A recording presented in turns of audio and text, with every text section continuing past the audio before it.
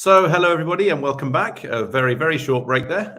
So we're back here again now for the next session, session 7 of this year's conference, which is going to be looking specifically at the midband frequencies. So midband obviously has been a central part of initial rollout of 5G across most countries in which it's taken place. And I think we wanted to have a look at the increasing need for midband spectrum, both for 5G and also looking at other users in those key frequencies as well.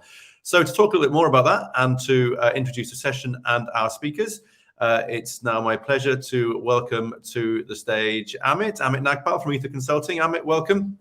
Lovely to see you. And midband's been something that's been discussed, I think, in almost every session so far. It's obviously a key part of this. So really looking forward to hearing what you and what our speakers have to say in this session. So I will pass over to you. Thank you. Great. Thank you very much, Dan. And as you say, it's very much midband spectrum is a sort of very hot topic. And I think it's described in the program as the sort of 5G sweet spot in the sense that it sort of balances sort of coverage with capacity. And as you said, Dan, it's very much been the focus of sort of 5G deployments around the world, particularly the 3.5 gigahertz band. That was identified by the RSPG as a pioneer band, and I think that very much created the momentum behind the use of 3.5 gigahertz frequencies all around the world. And now we're looking to see what additional midband spectrum can be made available for IMT. But exactly as you said, Dan, at the same time, there's a lot of other uses of radio, a lot of other radio communication services that also want this very valuable spectrum. So, we know in Europe, the Wi-Fi community is very much interested in getting the upper 6 gigahertz band, an additional 700 megahertz of spectrum for unlicensed use on top of the lower 6 gigahertz band, which has already been made available for unlicensed. And of course, we have a lot of existing users in the band, or across the whole mid-band frequency range. So, we have satellite in several bands, we have fixed links, radars, and so on. So there's a lot of contention for this for all the different frequency bands within the sort of mid-band range, and it's all going to be very interesting to see how all this plays out. And I think to start that off, to continue the discussions, I think we're going to have a very, very interesting panel session today, which will probably cover quite a range of topics. So as I said, we have a great panel. We have 6 speakers. We have a mix of regulators and industry representatives, and it's going to be the usual format. I'll introduce each panel member in turn, ask them to speak for 5 to 7 minutes, and then we'll move on to sort of an open discussion. And just to recap, we're very much welcome questions from the audience, and I'll, depending on how many there are and how much time we have, I'll try and bring as many of those questions into the discussion as possible. So let's start straight away with our first speaker. So I'm very pleased to introduce Chris Woolford, who is the Director of International Spectrum Policy at Ofcom. And no surprise, I guess you're going to speak about the UK's policies on midband spectrum. Over to you, Chris. I am indeed, Amit. So thanks very much for that introduction. It's a pleasure to be here as always. And I am going to talk about how we're meeting the demand for midband spectrum in the UK, particularly sort of focusing on the mobile broadband elements of that. So if I could go to the first or the next slide. One of the features I think of 5G is that it's slightly different to previous evolutions of mobile technology, in that, sure, we have the evolution in the mobile networks, which 5G is driving. We are seeing more demand for capacity, data, increased speeds, etc., and that has implications for how much spectrum is required. But we're also seeing a whole range of new services. And those that listened to the previous session will have heard the debate from the verticals. Lots of innovative new potential use cases out there, which are really sort of changing the sort of the way in which we think about how we make spectrum available in some respects. And from a regulatory perspective, what we want to do is ensure that we're meeting the needs of all these different use cases, whether it be for consumers, businesses, enterprises, whatever. But that brings up challenges. So if I can go to the next slide, spectrum is just one piece of the jigsaw. There are lots of ways of meeting, of helping to meet, or lots of factors that are relevant in meeting this demand from these different use cases. And spectrum is part of the answer, that's for sure, but it's only one part of the puzzle. We also need to think, as I say, about the different models that are emerging, the different use cases, the different technologies that are out there, different business models. I mean, people talking about whether it's an indoor solution that they're trying to meet or an outdoor solution, thinking about different deployment scenarios. Some are interested in more localized use, others interested in wide area use. Again, different business models in terms of the quality of service that you might be thinking about deploying. There's lots of different ideas out there, and all these impact on how spectrum is made available. And I've been on this platform many times before, and one of the things that I've said on regular occasions is that regulators should try to predict the future. But in some ways, that's exactly what we're almost exactly what we're being asked to do. I mean, the problem is that making spectrum available generally has quite long lead times about it. So we're trying to think about, what are the spectrum needs of the years ahead? How are all these factors going to develop and emerge? And what does that mean for the spectrum that we make available over the coming years? And those are decisions that we're having to sort of take now. So what does that mean from a regulatory perspective? I mean, how can we go about meeting these sort of future needs that in many respects are still unknown to us? And I think if we go to the next slide, what it does mean is that from a regulatory perspective, we have to think more broadly about how we make spectrum available. I mean, one thing that I think is clear is that there is no one size fits all solution to making spectrum available. And indeed, what we actually need is a range of different approaches to meet these different needs.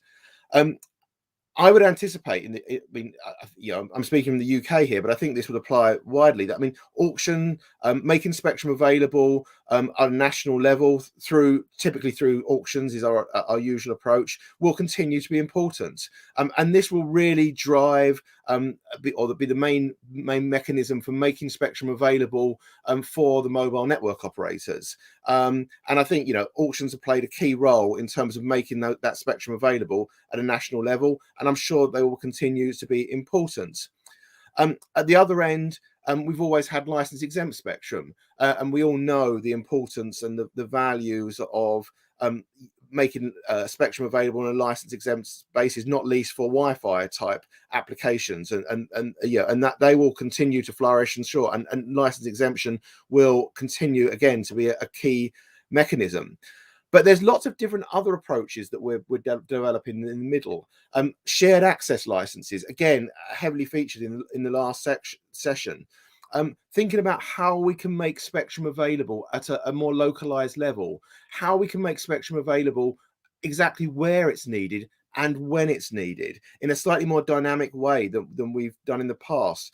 And within the UK, I mean, we've identified we've made a spectrum framework, a spectrum sharing framework has been developed, and that covers 4 bands that we've made available as part of this spectrum sharing framework, and that's some ranging between sort of 1800 at the lower end up to 26 gigahertz at the higher end, and including the 3.8 to 4.2 gigahertz band in the middle of that. So that's what we're doing in terms of trying to think about how we can make spectrum available to support innovation. And what does that mean in terms of what spectrum is available in the UK? Well, if we go to the final slide, I mean, this actually goes well beyond just midband, but this gives a sort of a flavour of the different bands that are available in the UK. And you can see that there's a lot of spectrum there, as mentioned, that's been made available through auctions at a national level to meet the demand from the mobile network operators.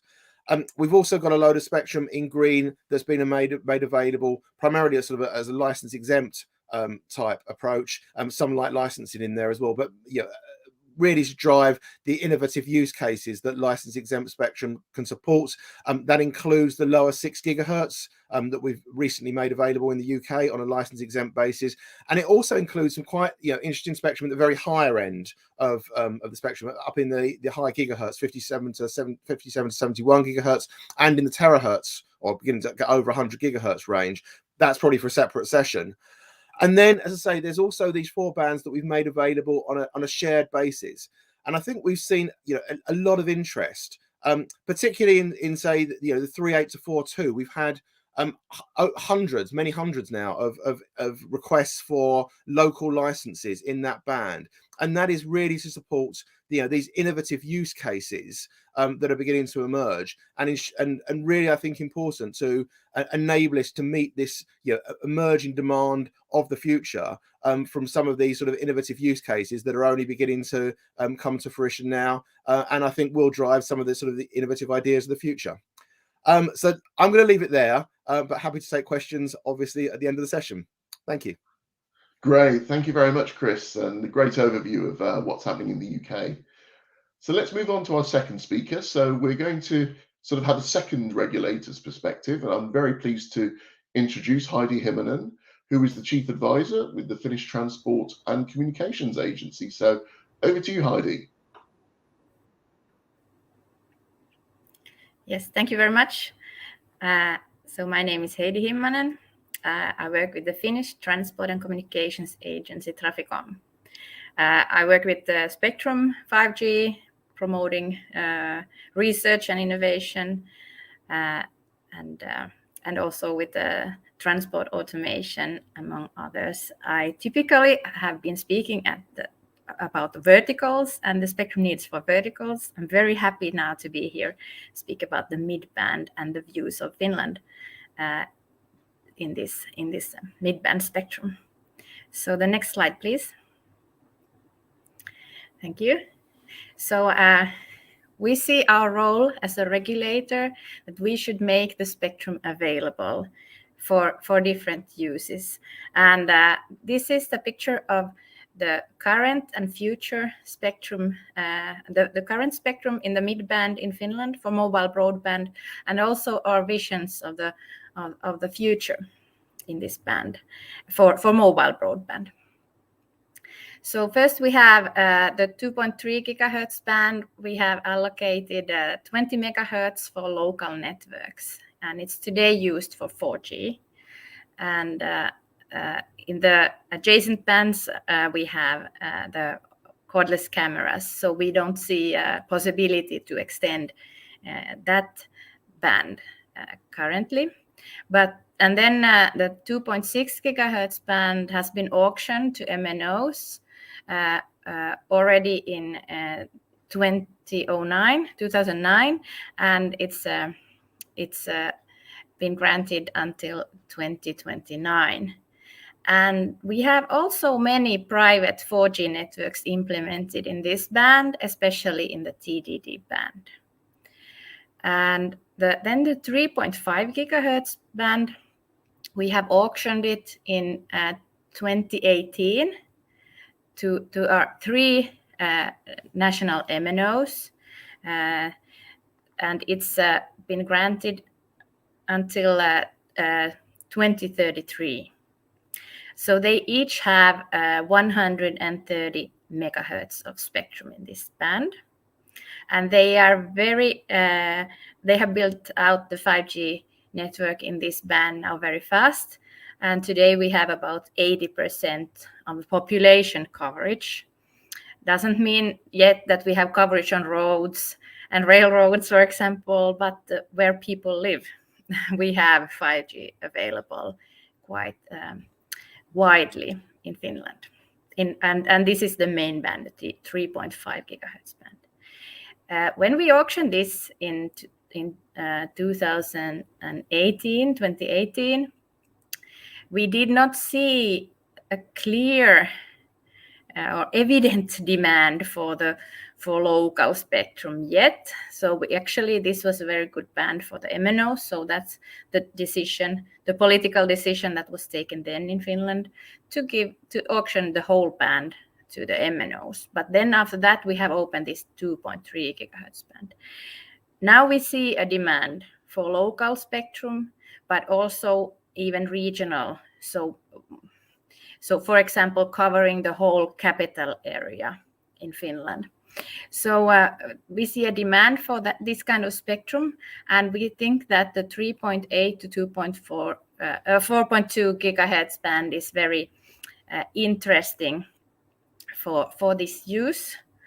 And we see that it can be shared with other services, with fixed satellite services and radio links. So we have, for example, our neighboring country, Russia, whom we share a border of 1,300 kilometers, are using fixed satellite service in this band. So of course we need to consider that and how to be able to coordinate the different uses. And we also have a couple of Earth stations here in Finland for fixed satellite services. And we of course need to protect those. And we have radio links also in this band. So we see that there is a good possibility to share between these current services and then 5G local or regional 5G networks in this band. Of course, it's necessary to carefully consider every application separately and to be sure to protect these services, these current services. And but we also see that as we have only a couple of Earth stations, there is a room. There is a lot of larger geographical areas where this band can be used for the local or regional networks. And we already have granted test licenses for this band, and actually in one of the test licenses we have already been coordinating with the fixed satellite service stations we have in Finland, the Earth stations, to protect them that use, and it has been working very well. And of course, if there would be in the future some demands to protect airports or other areas, we can then take this into account in our spectrum planning.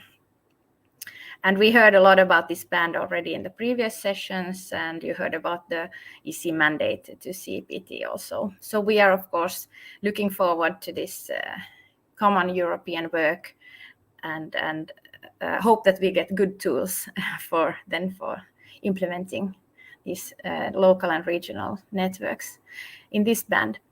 And then to the upper 6 gigahertz band, Finland supports this the use of supports the upper 6 gigahertz band for IMT in Next World Radio Conference, and we think it's very necessary. We need more mid-band spectrum for mobile going towards 6G. We need flexibility in implementations based on national needs. For example, today we have fixed links in Finland from telecom operators. But we see that going towards 2030, we could implement also a mobile broadband in this band. So this ends my presentation. Thank you very much. Great. That's great. Thank you very much, Heidi. I think that was a very good overview of all the use of the different bands and what's being considered in the future in midband in Finland. So we've had two regulators' perspectives. Let's move on to sort of the industry and the users of spectrum's perspective. So first of all, I'm very pleased to introduce Dr. Glyn Carter, who is Director of Future Spectrum Director with the GSM Association. And over you to present the GSMA's perspectives. Thank you very much, Amit, and good morning to everyone. I'm going to talk about the importance of midband spectrum for 5G. So if we go to the next slide, please. Midband spectrum will be critical for the success of 5G in order to provide coverage and capacity at an affordable cost. We see that mobile data usage is continuing to grow very rapidly, and additional midband spectrum will be needed in the future in order to enable operators to satisfy the future demand. This spectrum will be key spectrum for 5G expansion in order to provide 5G services on a citywide basis in combination with low band spectrum for rural connectivity. And wide channel bandwidths will be needed for lower network density and to improve affordability and performance for 5G. Next slide, please.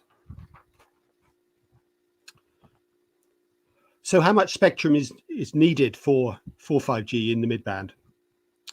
A recent study by Colliago indicates that an average of around 2 gigahertz of midband spectrum will be needed in order to be able to deliver the ITU IMT 2020 requirements in the 2025 to 2030 timeframe. In this slide, I show some examples of calculations for particular cities in the EU, but you can find further details about this at the link at the bottom of this slide. Next slide, please.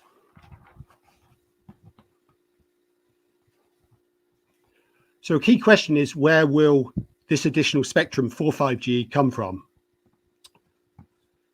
Firstly, of course, we have the band 3.4 to 3.8 gigahertz, which is the primary band for initial 5G deployments and is already being widely used for 5G in Europe. We then have two bands, 3.3 to 3.4 gigahertz and 4.8 to 4.99 gigahertz, which are being studied for IMT at WRC23. However, these bands are not being supported for IMT by CPT and are not available for use in Europe due to existing systems in these bands, such as military radars and aeronautical mobile. The band 3.8 to 4.2 gigahertz could potentially be an option for mobile services. However, it appears that this spectrum is being planned in Europe to be limited to local area connectivity use, although we believe this decision is a premature one at this stage. And then finally, we have the upper 6 gigahertz band, 6425 to 7125 megahertz, which is also being studied for IMT at WRC23. And it appears that this may be the only realistic option that is available for future 5G expansion and evolution in order to enable 5G to be able to meet its full potential. Next slide, please. So in summary, midband spectrum will be critical for the future of 5G in order to provide coverage and capacity for mobile broadband and other services at affordable cost. The 3.4 to 3.8 gigahertz band is already being widely used for 5G networks, although in some countries there are set-asides for verticals which risk not using this valuable spectrum to its full potential. It is clear that additional midband spectrum will also be required for future expansion of 5G networks in the future. The question is, where will this additional spectrum come from?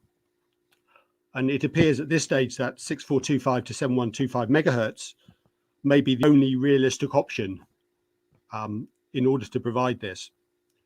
And hence it is very important that this band is identified for IMT at WRC23. Thank you very much for listening. Thank you very much, Glyn. Thank you. I think you made you presented a good overview of the mobile industry's case, particularly for additional spectrum, first of all, and obviously for, in particular, the upper 6 gigahertz band there. So if I can introduce our next speaker, I'm very pleased to introduce Martha Suarez, who is president of the Dynamic Spectrum Alliance. And Martha, I guess you're going to talk about sort of the allocation of midband spectrum. So over to you, Martha. Hi, Ami, and thank you for having us here, and thank you to Global Forum for organizing this event. So I will address very quickly some of the important aspects. So next slide, please. I will start from more European perspective. So if we move to the next slide, to the first one, we can see that right now in Europe, there is an important discussion about the 2030 Gigabit Society. And I think that should be the starting point here. There is a program that has been shared, and there is a path to the digital decade. And there are some important targets in terms of connectivity and coverage. It says that all European households will be covered by a gigabit network and all populated areas covered by 5G. And then in terms of coverage, it says that all European households will be covered by a gigabit network. So what a first aspect or comment here is that there is a gap for indoor connectivity. If we are expecting to have gigabit networks for households, we shouldn't ignore what happens after the fiber reaches the households. So it's important to consider that Wi-Fi should be able to provide that gigabit capacity for every household. So it's important to enable Wi-Fi and enough capacity for Wi-Fi.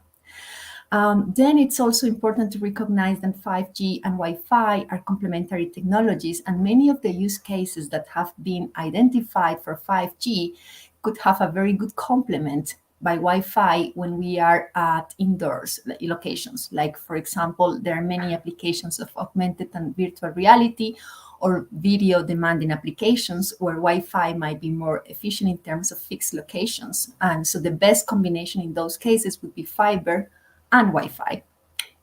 And then we also have heard that this approach is technology neutral, but it's important to recognize clearly that there are several advanced gigabit technologies. Also, we have seen that there is, and Eric mentioned about the RSPG work program, and we think it's important to keep also in mind a balanced approach to take different elements related to license exempt and likely license access options. So let's focus on two frequency bands, 3.8 to 4.2 gigahertz that was widely discussed before, and the 6 gigahertz band. So next slide, please. In terms of the 3.8 to 4.2 gigahertz band, there is a discussion about local license networks. It was clear, it was already mentioned that there is a mandate for CEPT. Here, I would just like to say that from the DSA perspective, it is important to work on a coordinated framework for spectrum access. And it would be ideal if we could have similar rules in order to create like a very European market. And then the other aspect is that we cannot forget that there are incumbents in the band. I think that's very clear for everyone. However, we can just not limit the applications to local license, but also to take into account new technologies like dynamic spectrum access systems that have proved their value. And as we have seen, for example, in the case of CBRS in the US, and that could really provide a better opportunity for accessing the spectrum, protecting the incumbents and enabling new applications. Next slide, please. Now let's come back to the discussion about the 6 gigahertz band. It's important to recognize that Wi-Fi is the last mile to the user's devices. We could have any type of backhaul. It could be satellite, it could be fiber, or even it could be 5G networks that at the end offload part of their traffic to the Wi-Fi. There are many users and many user devices that rely on Wi-Fi. Not only smartphones, but TV, smart TVs, different very low power devices, like, for example, smart glasses for augmented and virtual reality. And also is the primary technology for indoor connectivity. It's also a technology that is cost effective and easy to deploy. Next slide, please. So in that sense, Wi-Fi is very important to reach those gigabit goals. And it's also technology that is omnipresent and we almost give it for granted. So many times when we speak about Wi-Fi, people say like, yeah, well, it's there. We know it's there. And our message is like, yeah, but we need to make sure there is enough spectrum to provide the capacity, the bandwidth, and the new throughputs that video demanding applications are requiring. So Wi-Fi in Europe has a huge impact on different sectors. It could be households, as I mentioned before. It's also crucial for different applications that could be at offices or also for industry, for smart warehouse, for smart cities, and also for public hotspots. We have identified how Wi-Fi can transform different sectors. In the case of Europe, particularly SMEs, for them it's very important to rely on Wi-Fi. Startups in Europe also need that license-exempt access in order to be innovative. I already mentioned applications like IoT, and also, for example, augmented virtual reality, extended reality. There are many European companies that are active on that sector and will rely also on that spectrum. Next slide, please. So our message here and what we think it's important to consider about the future of the 6 gigahertz band is that there is not going to be a harmonization for license access. Agenda item at WRC is just for Region 1. And even in Region 1, there are administrations that have enabled the upper part of the band for license-exempt use. So it's not going to be a global harmonized band. And also we need to keep in mind that there are incumbent services in the band that need access to the spectrum. So there is a way here to share with them with Wi-Fi. And license-exempt access not only enables Wi-Fi, but also can enable 5G new radio and license. And we think that European citizens and business should be given the ability to choose the gigabit technologies best suited to their specific needs and not target the band just for license access. So there is a letter that has been addressed to the European authorities by different sectors in Europe, and you can find that letter online where we call EU policymakers to consider the role of Wi-Fi and satellite technologies as they reflect on priority actions for the Digital Decade program. So I would be happy to have a discussion further. Thank you. Great, thank you again, Arthur. Okay, let's move on to our next speaker, who is sort of representing equipment providers. So I'm very pleased to introduce Alessandro Cosagni, who is the Director of Wireless Regulatory Policy with Huawei. But today, Alessandro is speaking on behalf of Huawei, Ericsson, and Nokia. So over to you, Alessandro. Thank you, Amit. Hello to everyone, and many thanks to Forum Euro for arranging this conference. It's always very, very important to have the possibility, especially in these days, to exchange views together. So yes, I'm presenting on behalf of Ericsson, Huawei, and Nokia. And please, let's go to the next one. Thank you. So we heard already, and we saw something related to this in the presentation from Glyn earlier. And the spectrum needs have been assessed. There is a report, there have been discussions, and we are very pleased to see that that report is really considered as a baseline for the discussion today. And we're not going to go into the details of this, but just to recall this and to use it as a starting point for some remarks that we would like to share in the following few minutes. So if we could go to the next slide, please.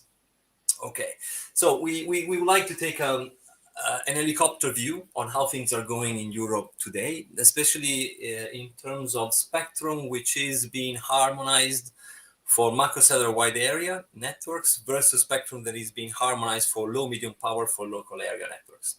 We would like to underline that low medium power deployments should not be assigned as much spectrum as wide area mobile networks due to physics, basically. So if you have a low power, medium power cell, this cell is going to be able to capture less users and therefore less traffic.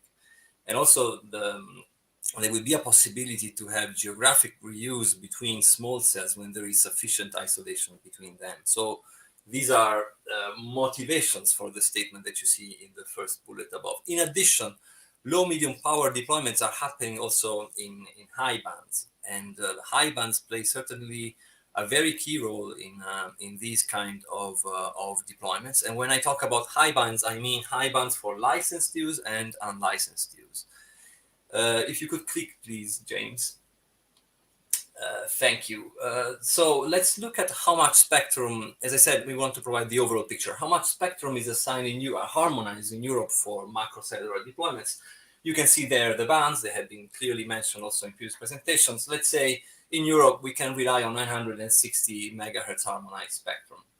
And let's see also the spectrum that is harmonized for low, medium power, regardless whether it's for licensed or license exempt. So please click.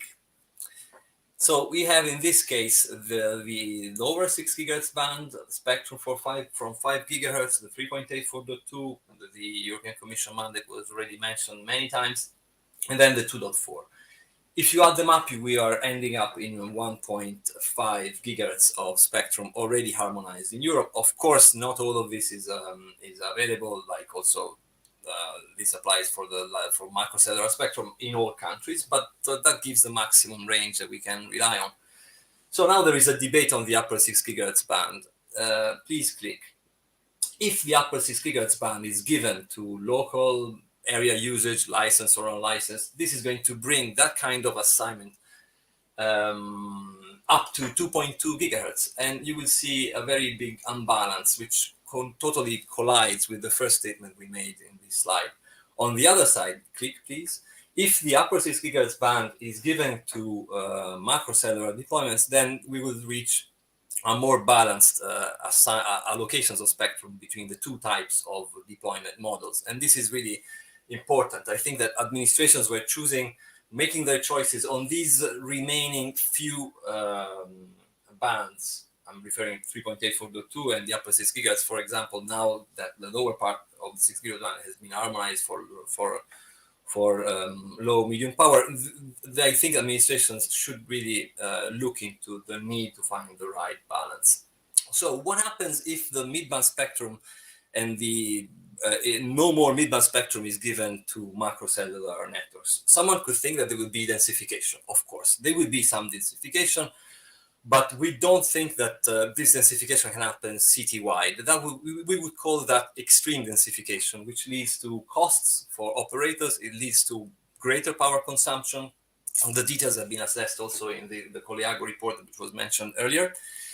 And also there will be complexity related to the management of interference, environmental impacts, aesthetics, etc. So we think that the extreme densification is really not affordable and a viable option. Densification certainly is an important tool in combination with additional spectrum. So if there is no additional midband spectrum and if extreme densification is not possible, what's going to happen? Next slide, please.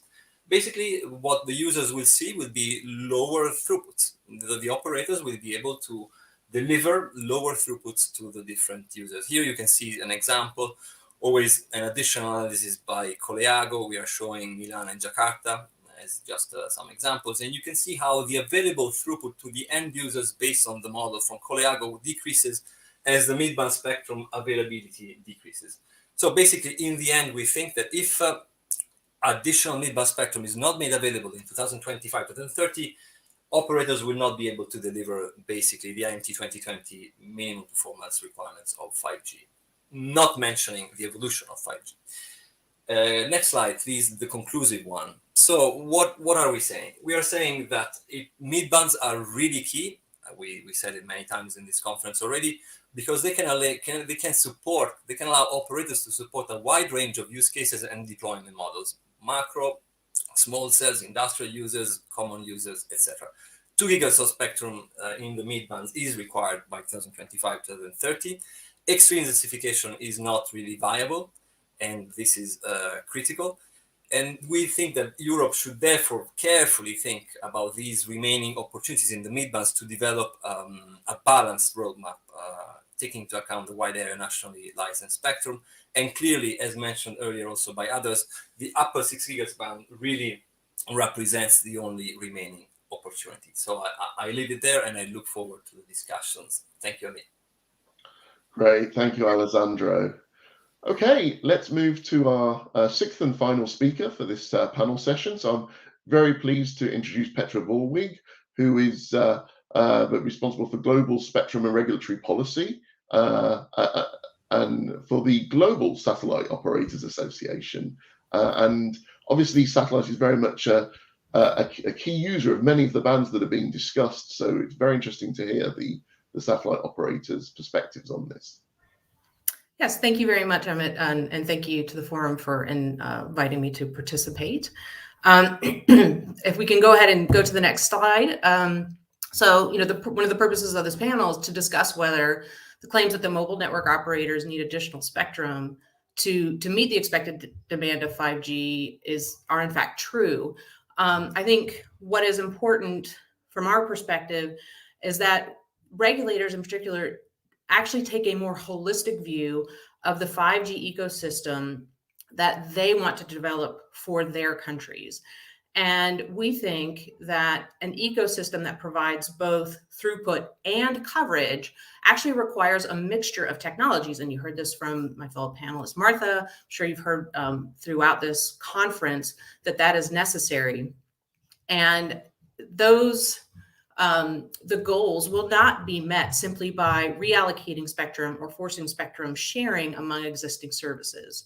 So what do we have here are just some guiding principles that we would recommend, again, taking a holistic view of the ecosystem, that it's important to avoid prematurely reallocating spectrum because it could ultimately actually stall or block new innovative services that may not be within the mobile network operator realm that would actually advance the goals of a particular, for a particular country. And we'd also recognize that EU regulators have already done so much to identify spectrum bands for mobile network operators that we think we're at a place where it's important to allow the spectrum users to actually develop their services and confirm what they can achieve with what has already been assigned. So if we could go to the next slide, please. So just, and you may have already heard about this in a number of different panels, but satellite itself is an important part of the 5G ecosystem and can actually address some of the concerns that have been identified by some of my fellow panelists. Glenn in particular mentioned the need for coverage. I would point out that particularly the midband it is not itself ideal for coverage.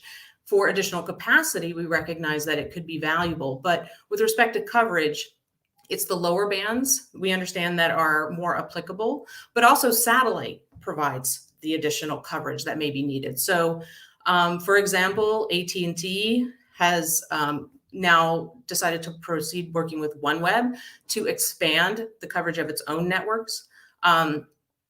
SES, for whom I work, has also been able to demonstrate its ability to provide 5G video calls using its MEO systems.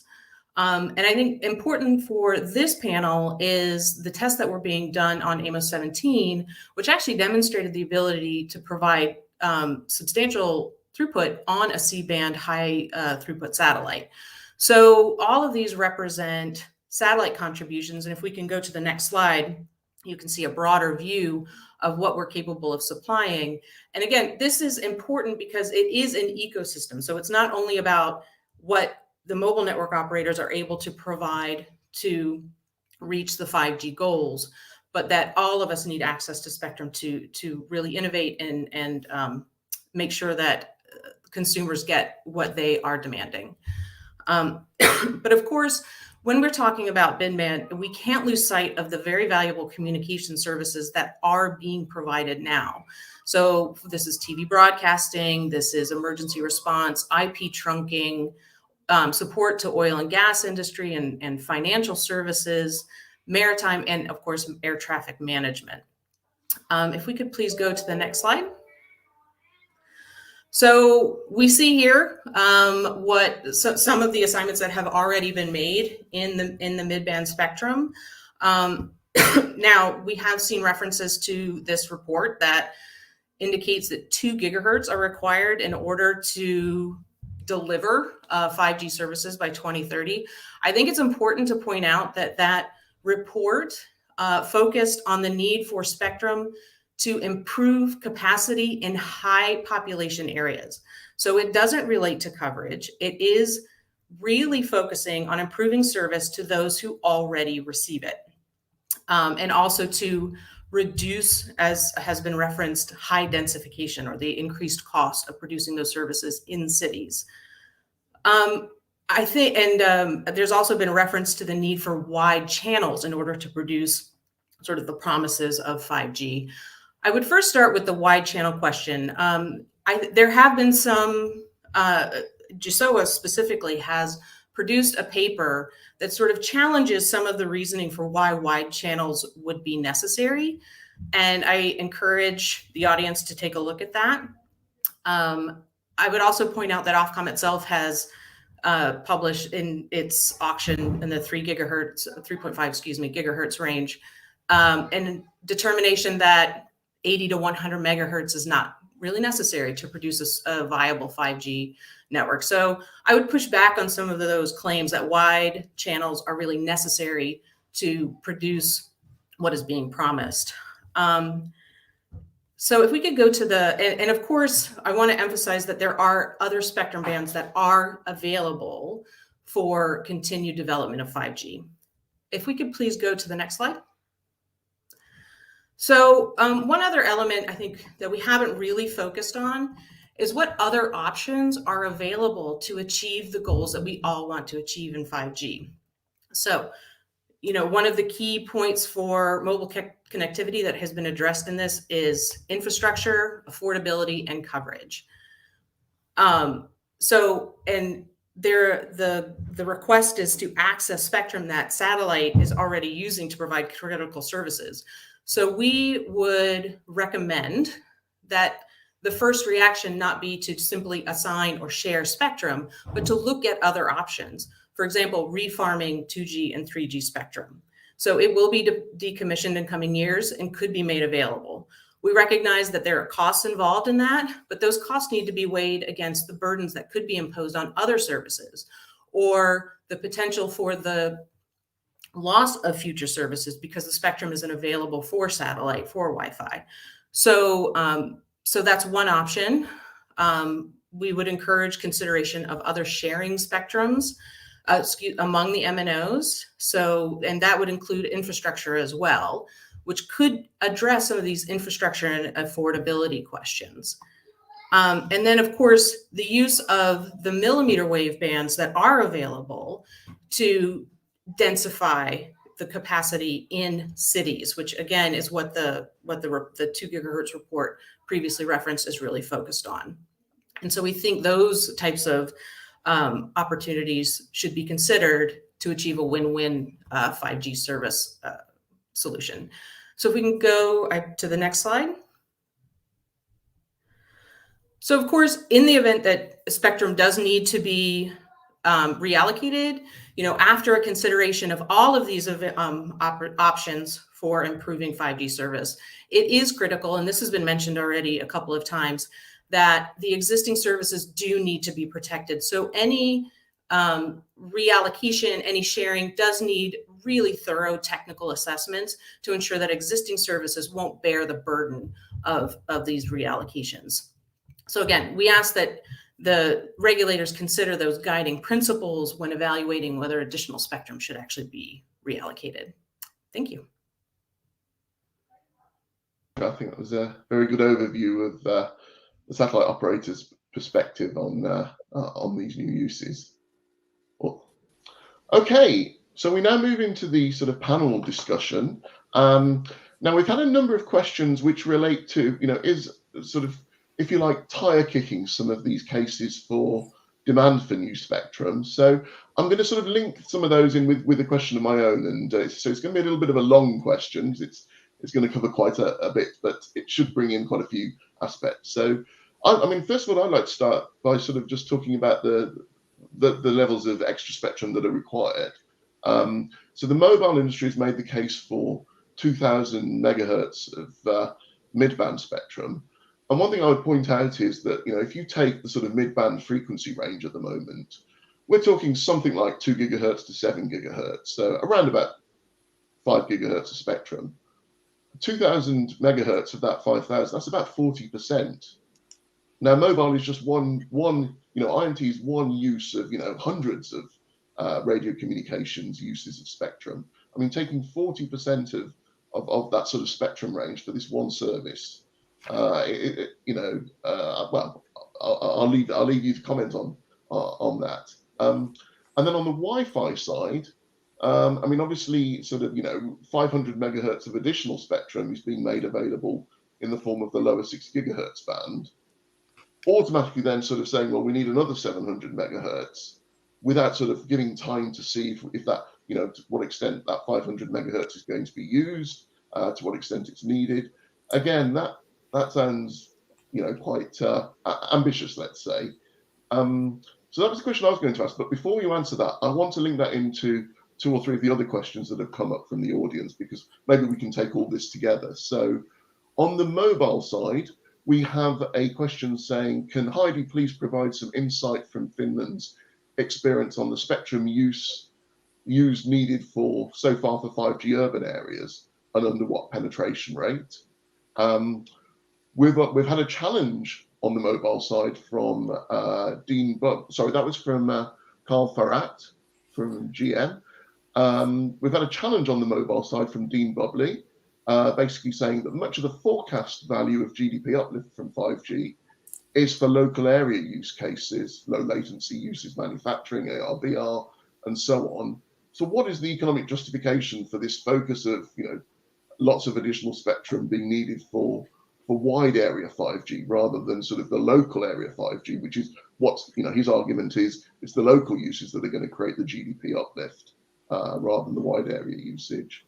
And then we also have a comment on the Wi-Fi side, a bit of a challenge here, from Roberto Rodriguez from Telefonica, basically saying as Wi-Fi is used mainly to provide connectivity at home, and interference from other houses is the biggest problem creating this need for new Wi-Fi bands, like the 5 gigahertz and the lower 6 gigahertz, would it not be a better solution to use higher frequency bands such as the 60 gigahertz band, which have higher bandwidth and lower propagation, which then reduces the interference between houses? So this would provide the extreme speeds that are needed for some of these new applications over Wi-Fi at home. So there's a few challenges from myself and also from the industry on the demand for additional spectrum for mobile and Wi-Fi. So maybe I could start with the mobile industry. So maybe Alessandro or Glyn, or both of you, I don't know who wants to speak on this, and then we'll move to Wi-Fi. Shall I start? Sure, please. So, yeah, there's a lot of points in there to try to cover. Let me make a few observations to try to at least answer part of that. Yeah, in terms of the exact amount needed of additional midband spectrum for 5G networks, the study that I referred to was performed by Caliago, and I'm not really, to be honest, the best person to discuss the details of that. As you've seen from the slide I presented, there you do get different results from different cities, with 2 gigahertz being somewhat of an average between different cases, both below and above that.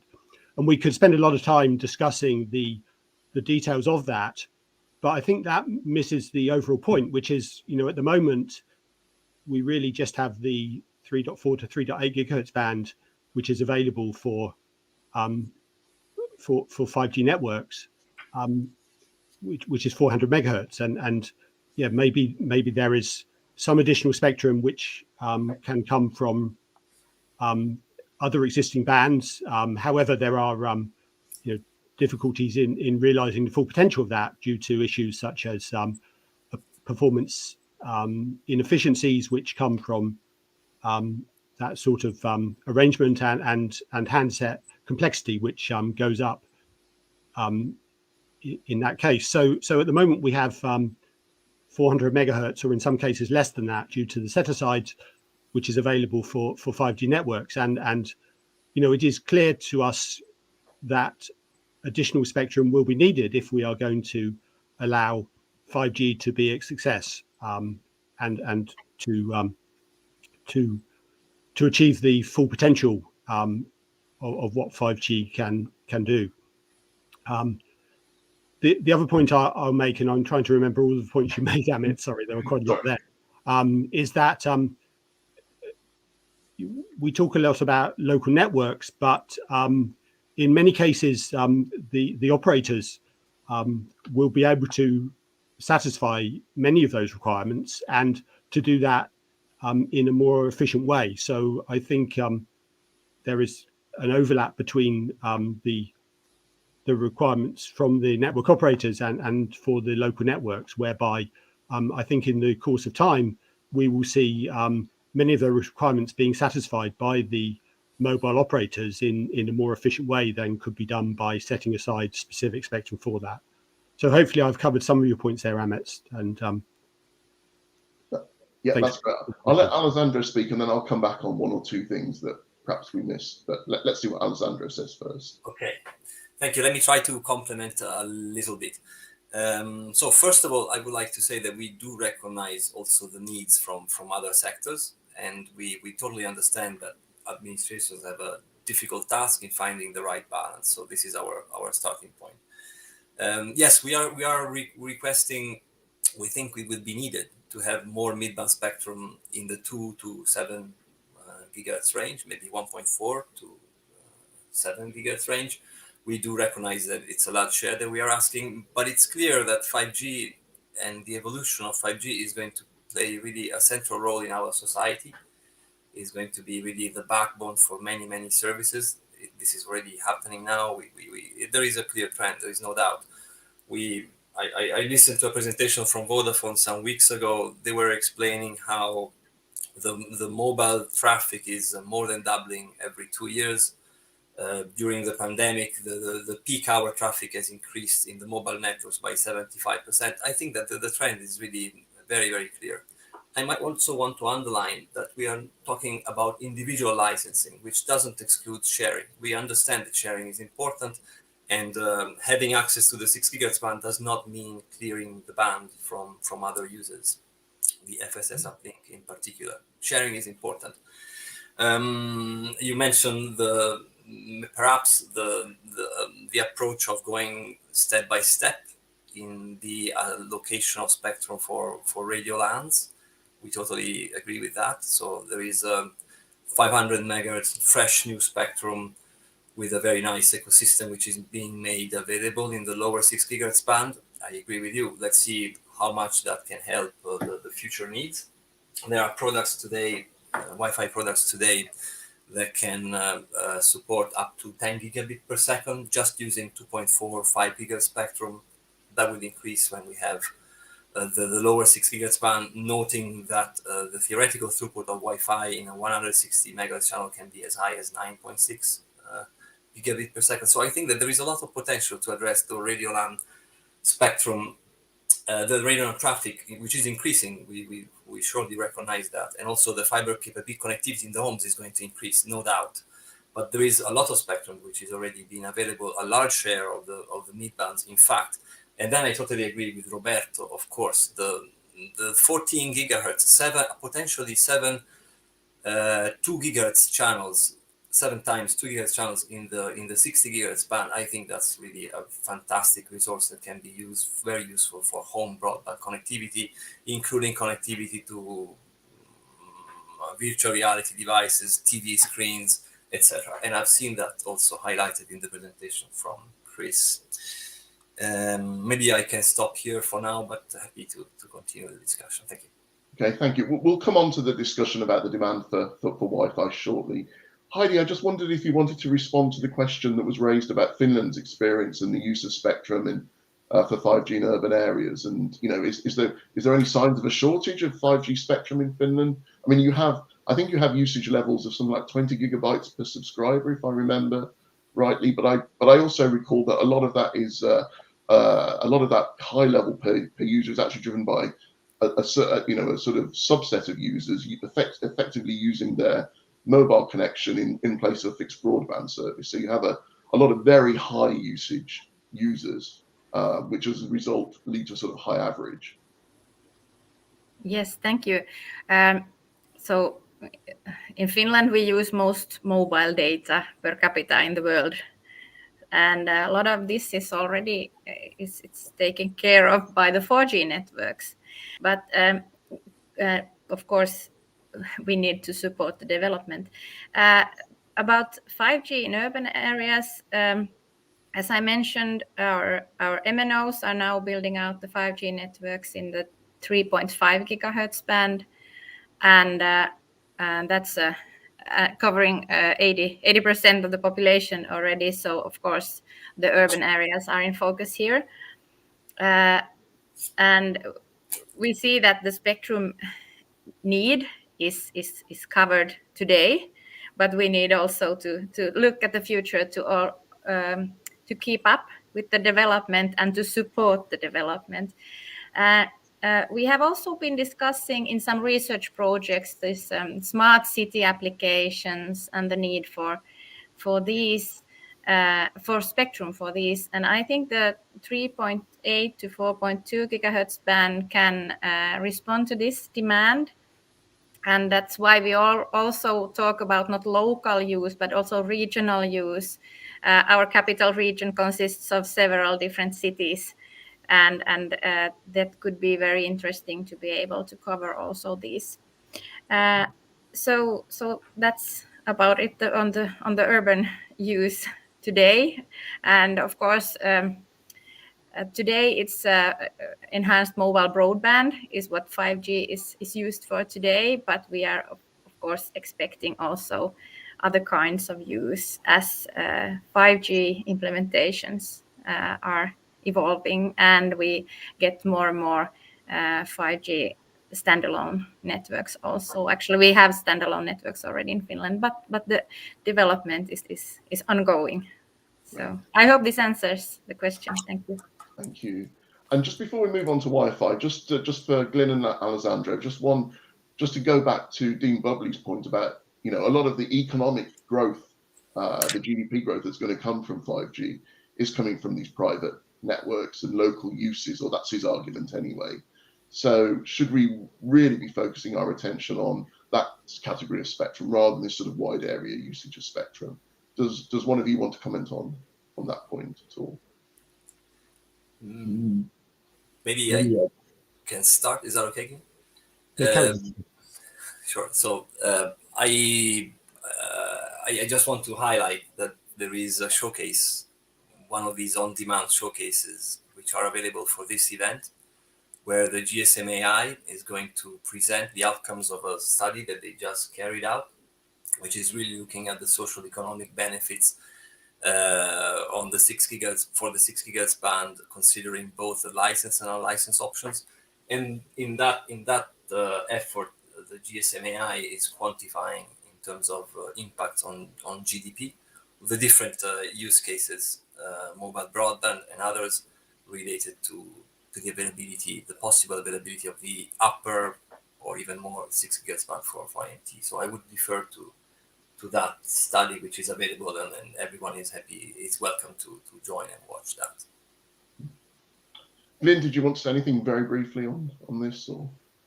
Yeah, I'm not aware of the particular study that is being referred to by the question, but even if you are dealing with local connectivity, I think, as I said earlier, the network operators have an important role to play in that, and I think we will find in the course of time that many of these needs will in fact be supported and provided by the network operators. And I think if you look at the evolution of 5G, I think the role of the network operators is often underestimated here, and the need for massive investment in order to make 5G a success. A lot of that will inevitably, I think, come from the mobile operators. So okay, thank you. Well, let's in the interest of time, let's move over to the sort of demand for additional spectrum for Wi-Fi side. And I'm conscious, Martha, I just realised we sort of slightly have an imbalanced panel here in that we've got two proponents for additional spectrum for mobile, and so far, in terms of industry perspectives, you're sort of the main proponent for an additional spectrum for Wi-Fi. But so we're throwing quite a lot at you in that sense. So maybe you could talk a little bit about, first of all, do we really, 500 made available, do we really need another 700 now, or can we just wait and see how things go? To what extent something like the 60 gigahertz band could be used to reduce, to alleviate the demand for spectrum? And I noticed in Alessandro's presentation, he sort of put the 3.8 to 4.2, on that stacked bar chart with some of the other Wi-Fi bands. And that led me to think, should we be thinking about the 3.8 to 4.2 for Wi-Fi usage? It may not be totally license exempt, but it could kind of be a database system or something like that for its use. So I just wondered if you had any thoughts on all of that as a means of perhaps alleviating the pressure on the demand for upper 6 gigahertz for Wi-Fi. There are many questions, Amit. So I will try to address them in a particular order. So first, about the Wi-Fi requirements. DSA has done some studies with a company named Asia, and they work with different ISPs in Europe. So we were taking into account not a forecast, but the real traffic information in Europe. We don't have the information country by country because it has to be anonymized. So we have Europe as a whole. And what we found in that study is that Europe will face a severe Wi-Fi spectrum crunch in years to come, and significantly sooner than 2030. So it means that even if the lower part of the 6 gigahertz band was enabled for license exempt access, we can only have 3 channels of 160 megahertz. And the usage of Wi-Fi for indoors, in Europe, there are many indoors activities. I mean, most of the traffic is indoors. And in buildings, we have different neighbors sharing spectrum, because that's how it works. So if we only have 3 channels available, then we will have a problem, because there won't be enough capacity for all the users at the same time. And the next generation of Wi-Fi will be Wi-Fi 7, that will be able to handle channels of 320 megahertz. So if we just have 500 megahertz, that means only 1 channel of 320 megahertz. And that's why we say that it's important to have the 1200 megahertz, so the upper part of the 6 gigahertz band, for license exempt access. We cannot compare it with a license framework, because license framework has exclusive access to the spectrum. Wi-Fi per se is always sharing with other users of the same type, and they have this geographic issue. So that is why we say, like, if there is no additional spectrum, there might be a risk of crunch. And also, I think it's not good to compare 3.8, 4.2 with Wi-Fi spectrum. For Wi-Fi, we have 2.4 gigahertz, 5 gigahertz, and now the lower part of the 6 gigahertz. 3.8 to 4.2 gigahertz, we see it as IMT spectrum. And as I explained in my presentation, we think that there are great opportunities for broadband access, protecting the incumbents using databases. Then there was a question from Roberto about the 60 gigahertz band. So 60 gigahertz band has very specific propagation conditions. So it means that we could have coverage, but for example, just in a room, it's very hard to have propagation through walls. So if we see the reality for those that are providing fixed connectivity at home for ISPs, it takes a lot of time to renew the equipment, and we cannot expect, I mean, if you compare it, it would mean that you would need an access point for every room at the house, and then you would need some type of wireless backhaul that at the end would be Wi-Fi 6E using the lower part of the band. So that won't cover all the requirements. And also, there was a question about the quality of experience for end users in Wi-Fi. I think it was Ivy that was asking. Indeed, one of the requirements from the DSA for the next Digital Decade program is to include a new indicator to measure Wi-Fi quality of service in DESI. Because many times users complain and they say, yeah, I'm having a problem with my broadband access. And it's not really the fiber, it's more that they have problems with their Wi-Fi. And that could be for congestion, that could be for neighbors. There are many reasons, because they have equipment. So at the end, it's important to measure that and to have that information on traffic. But at the end, applications, and maybe that might be my final comment, the real reason why we need the upper part of the band is because we need to provide enough capacity. and there will be just one channel of 320 megahertz in the future, and that won't be enough to cover all the requirements that are that will continue appearing for new applications. Great, thank you.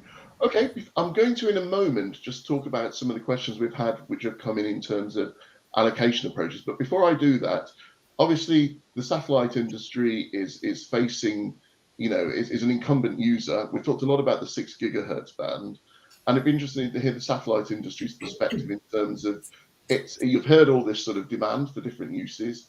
Probably you have, in terms of sharing, you probably have a preference on that side. It might be some uses might be easier to share with than others. But what do you think? What does the industry think in terms of what it's hearing about all this demand for additional mid-band spectrum, which unfortunately is going to potentially encroach on satellite use?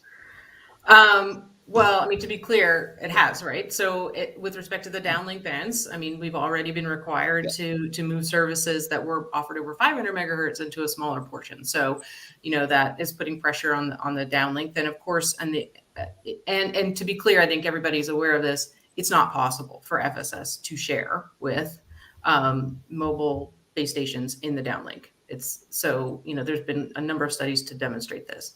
When we talk about the uplink, there are some opportunities. This has already been demonstrated in a lower portion.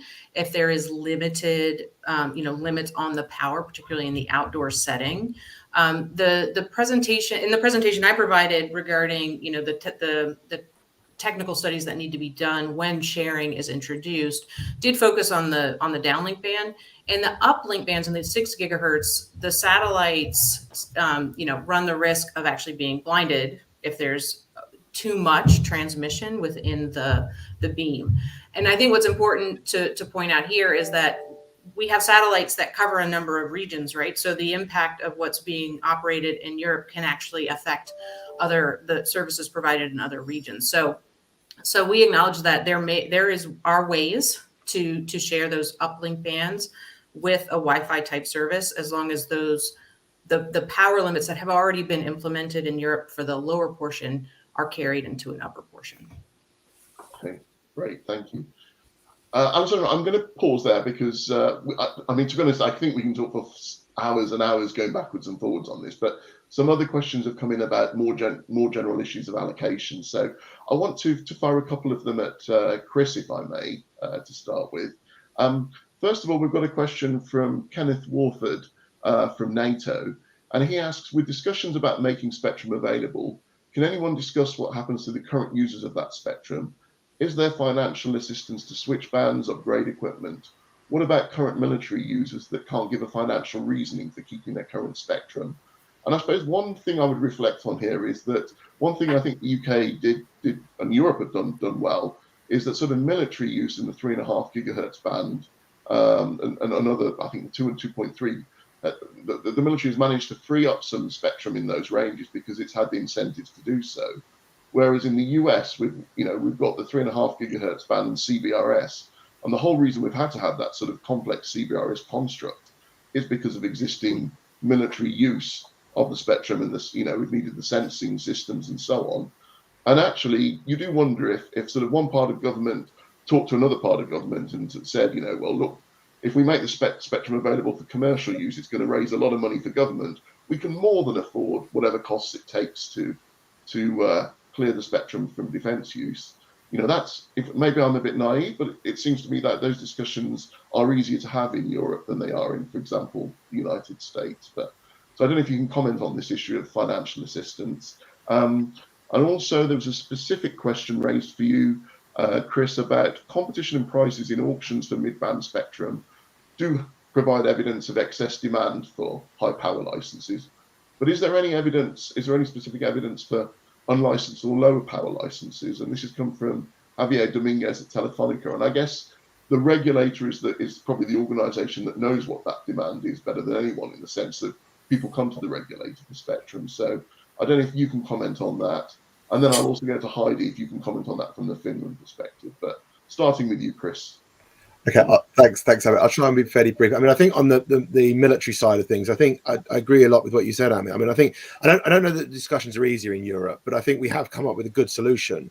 And it is clear that part of the lower part of the 3.4 to 3.8 that's is now the core band for 5G across Europe. I mean, that did come from the military, but there is a quid pro quo here, and I mean, Europe is already very clear in its positions taken into WRC 23 in relation to some of the other bands, namely 3.3, 3.4, and 4.8, 4.9, that those are military bands. So yes, some of the spectrum has been given up, and we've encouraged the military to try and make more efficient use of spectrum.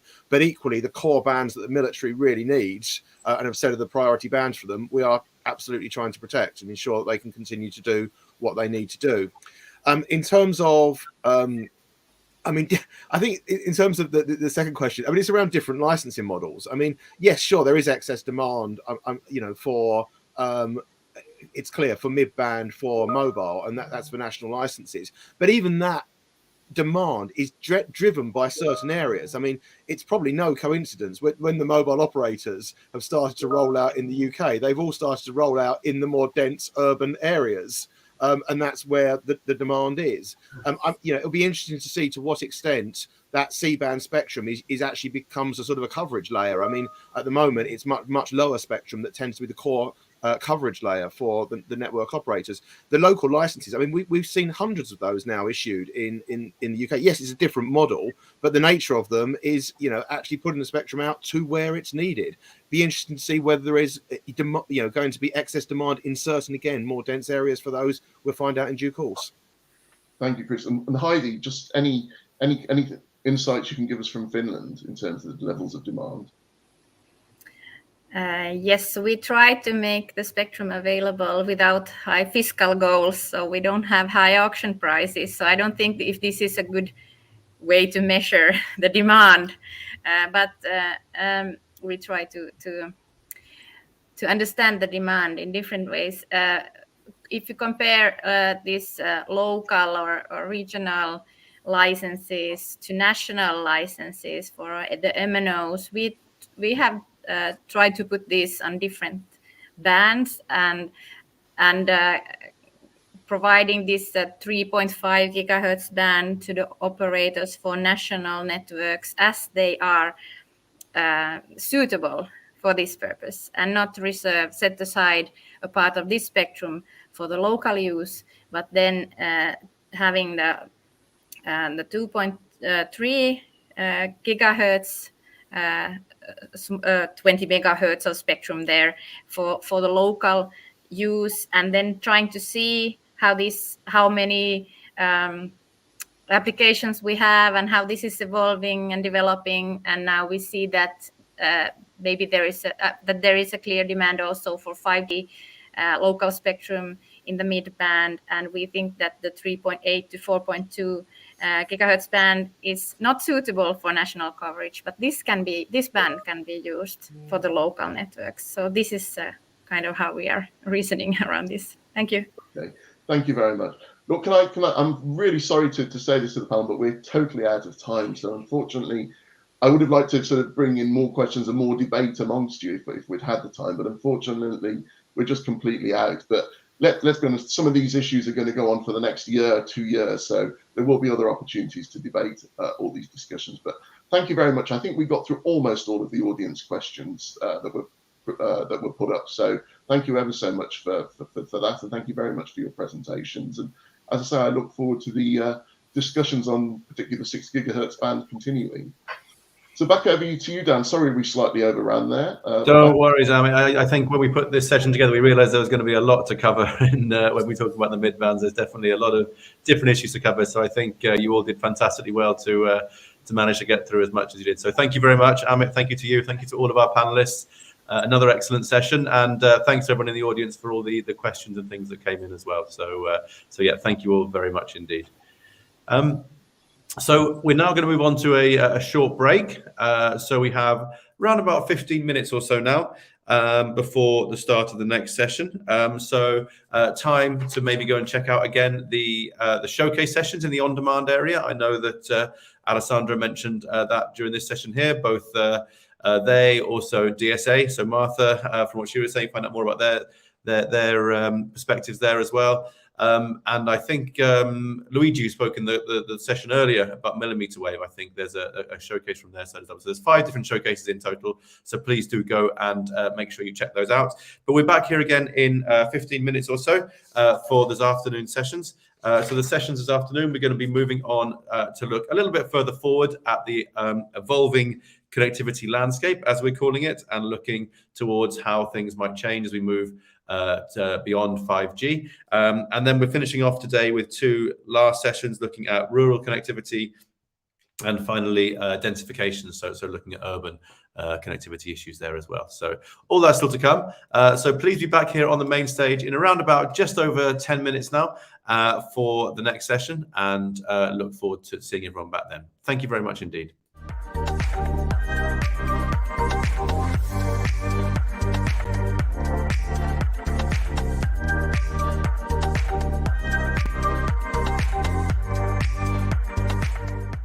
Hello, my name is Calvin Bahir, and I'm a Principal Economist at GSMA Intelligence. I have the pleasure to invite you to watch our showcase, where my colleague Caroline Butler will present the findings of our new study that explains how policymakers can carry out a socio-economic cost-benefit analysis for different authorization models for the 6 GHz frequency band. This includes both licensed and unlicensed options. It also presents the results of applying such an analysis for 12 countries. You can find the showcase on the on-demand area of the platform, and we hope you find it useful and interesting. Thank you very much.